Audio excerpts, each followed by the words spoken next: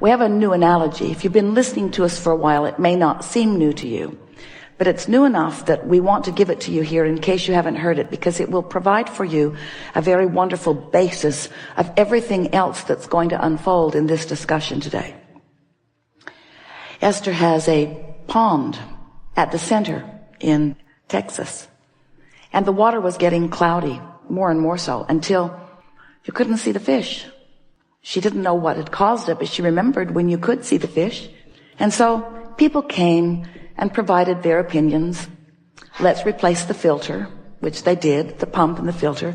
It didn't change anything. Let's put clarifier into it, which killed fish but didn't clear the water.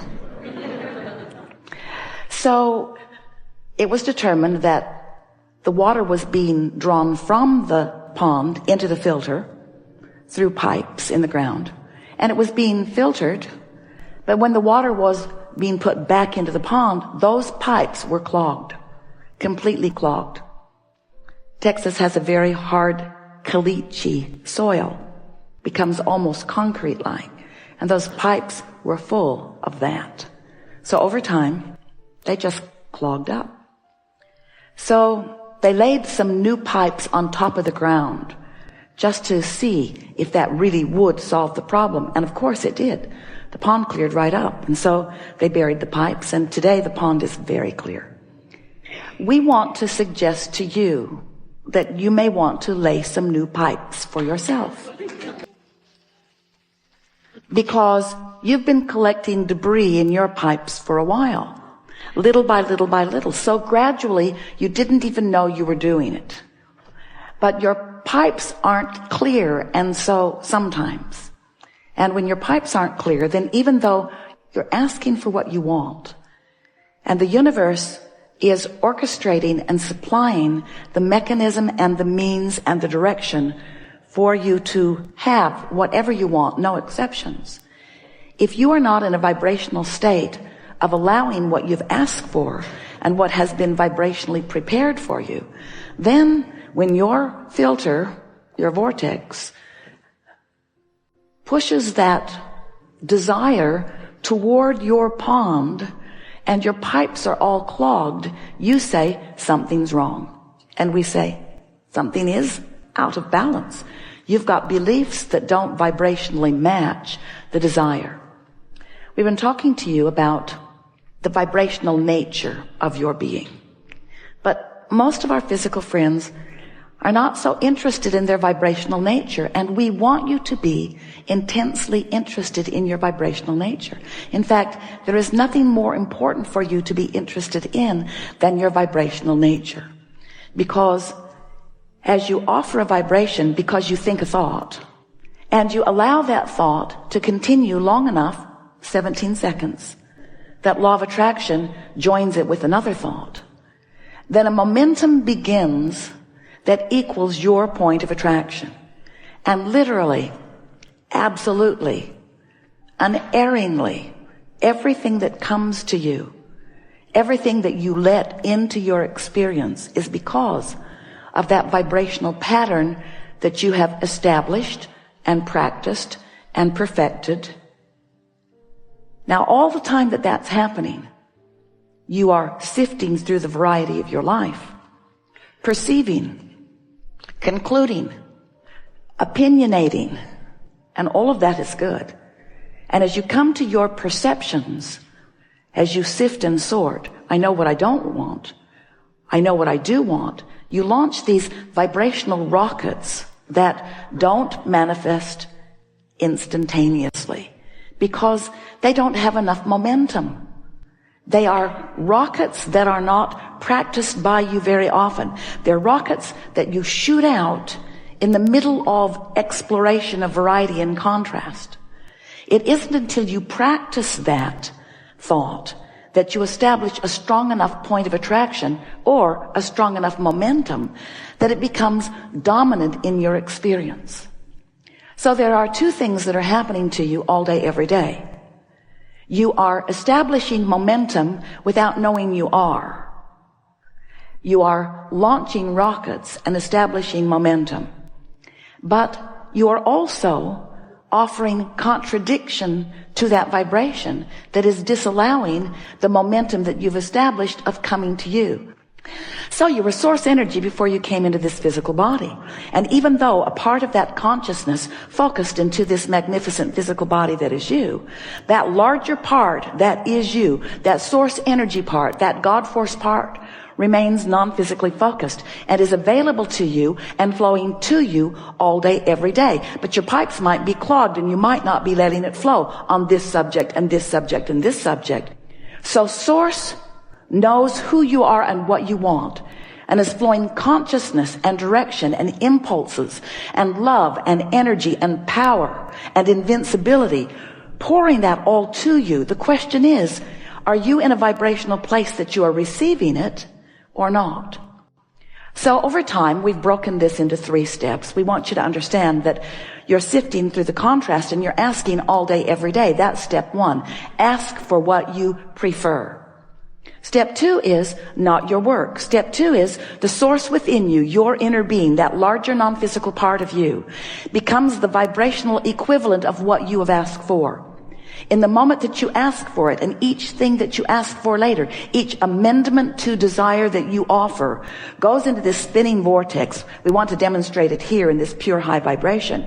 Goes into this spinning vortex, and in that high flying, pure positive energy vortex, all that you have asked for already is. In other words, that larger part of you has become it. Now this is where our physical friends get freaky, because it is so annoying to hear that everything that you want already is, because you want it to be is right here where you is. You want it to be here where you be. You don't want it to be off in some nebulous, non-physical, ghost-like atmosphere. We get that. But we just want you to know that the steps to the process are you ask and it becomes vibrationally first. And then you must find a way to be a vibrational equivalent to what you're asking for. But you don't do that easily because you've been practicing your observation of what is with such intensity and with so much drama and trauma and with so many people telling you, can't you see what is? Can't you see what is? Can't you see what is? That it's hard for you to hear someone like us say, never mind what is. Instead of noticing what is, let what is have been the bouncing off place for what really is, and now you try to find vibrational alignment with what really is, and then it will really, really, really be what is. You must become interested in the vibrational reality that you've created, because if you're not aware of it and interested in it and practicing consistently the vibration of it, you cannot achieve your point of attraction. You cannot get your point of attraction moving with the same momentum, in the same vibration, with the same velocity of what you've asked for. And until you do that, it's going to bounce right out of your experience. It cannot come to you unless you are a vibrational match to it. So the big key is, how can I be a vibrational match to abundance when I'm living the absence of abundance? How can I be a vibrational match to clarity when I'm standing in a state of confusion? And the answer to that question is, you've got to understand that it's a vibrational experience, not an observational experience. You've got to figure out how you can offer a vibration that is different from your observation. Or you've got to figure out how to observe with more specific, deliberate clarity of focus. So that's what we'll be talking about here today. You are deliberate creators? Well, maybe. Sometimes. You are the creator of your reality? Absolutely. You create some of it by default? For sure. You have the ability to be deliberate in everything you create? Absolutely. And by the end of this gathering, you will understand fully how to go about that. So, here you stand in your physical body, sifting and sorting and asking, doing step 1 so effectively, as individuals and as collective consciousness. And the evolution of all species is about exactly that. Contrast inspires you to want more. So source becomes vibrationally a part of what you have become, and establishes a vibrational frequency that you can never separate yourself from. And you can tell that that vibrational frequency exists because you have emotions that tell you that it does. When you feel elation, that's your indicator that you're right now in perfect resonance with that vibrational frequency. When you feel frustration, that's your indication that you are not in perfect resonance with that frequency, but you're not so far off from it. When you feel hopeful, you're closer to that frequency. When you feel love, you're right smack dab in the middle of it. When you feel clarity, when you feel elation, passion, you're right up to speed. When you feel despair, when you feel fear, you're really far away from that vibration. So this is a very important thing to understand. You've launched the rocket and it is part of you. And that source energy part of you from which you came, who always holds you in constant awareness, is holding the vibrational frequency of your greatest becoming, of your furthest most expansion. But if you don't get up to speed and stay up to speed with that expansion, then you feel the gap. And that's what negative emotion is. So once you understand this, now it will be easier for you to understand how simple your work really is. It's so much more simple than you have believed it to be. You've been working pretty hard at life. You observe things wanted and things unwanted, and you sift them into piles. Don't want that. Do want that. And then you try to figure out how to get the wanted piles all around you and the unwanted piles further from you. But what most humans don't understand is that in this attraction-based universe, there's no exclusion. So every single time you give your attention to something unwanted and you say, go away from me, it comes closer. Do you believe that it's possible to move from this really not feeling good disc to this really good feeling disc easily? Do you believe that if you are on the disc that feels like hope, that it would be a fairly simple thing for you to move into an even higher vibration?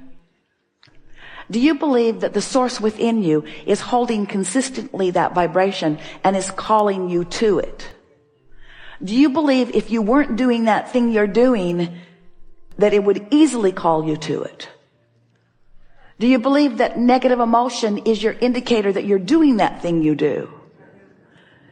Do you believe that in the middle of recognizing that you've got negative emotion, that you can just stop it right then?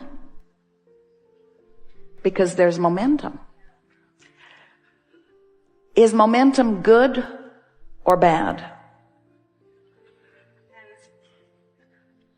Momentum is really good when you're on that high-flying disc and really not so good when you're on that low-flying disc. Is law of attraction good or bad? Or just consistent across the board? Do you believe that you have easier access to this high-flying disc when you are speaking generally or specifically? So if you're feeling really bad about something, and you begin speaking in really general terms, does the momentum speed or slow? Now, we'll say it again. You're feeling really bad about something. You've got some negative momentum going. If you become more general in your discussion, does the momentum speed or slow? You're so smart. If you are on a really high-flying, good-feeling disc, and you become more and more specific, does that speed the momentum or slow it? Do you want to speed good feeling momentum? Do you want to slow not good feeling momentum?